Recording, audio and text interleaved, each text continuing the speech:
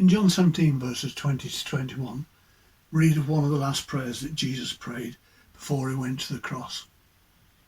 My prayer is not for those alone. I pray all for those who will believe in me through their message, that all of them may be one, Father, just as you are in me and I am in you. May they also be in us, so that the world may believe that you have sent me. Jesus saw how important it was that we would be one.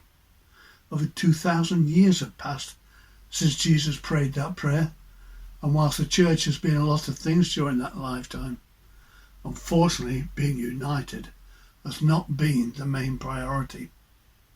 We're not just talking about different denominations with their own doctrines and buildings. We're talking about individual churches that struggle to be one. Since Jesus prayed for it to be one, it means that it's possible. He wasn't just saying it, he meant it. Since it is possible, then we would look to what unity is in the church and what it would look like. Let's look at what it would take for that to happen. Unity requires us to pray together. There will never be unity in the church without a commitment to pray for and with each other.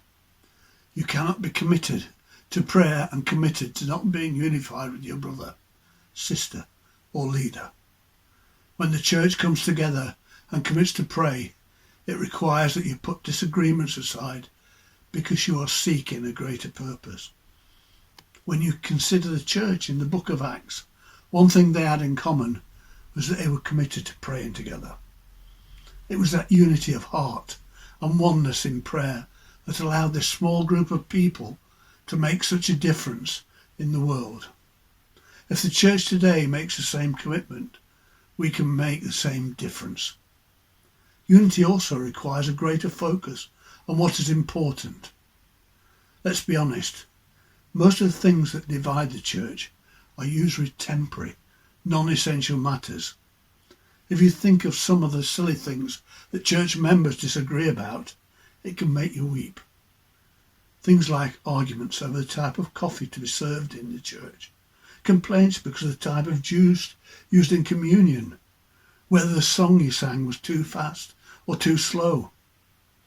If there is going to be unity, then we must lay aside many of these temporary things, which are only distractions from the true mission Jesus assigned us to.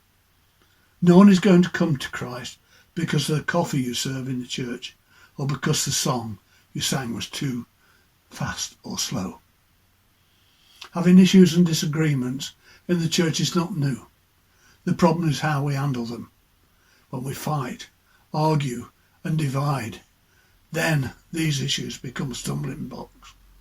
When we care more about the eternal things over things that are here today and gone tomorrow, then we can start taking steps towards unity in the church. Unity requires a willingness to accept our differences. If you think unity means we must agree on everything, you're wrong. Unity is being able to look and have different thoughts, ideas and opinions, but not allowing those things to create division. The church is made up of people from all walks of life, traditions, cultures, nationalities and social levels. We don't all come from the same place. While this should be a source of strength, often it becomes a point of division. Instead of cherishing the traditions and insights of others, we often reject them because that is not the way we do things here. This type of thinking does not, it limits it and creates a point of weakness. Church unity does not require us to do the same thing the same way all the time. What it requires is for us to embrace the differences between those around us. When we do, we open the door for people from every tribe, tongue and nation to feel welcome in our churches. When people feel welcome, unity is possible. Without it, then it will never happen. Amen.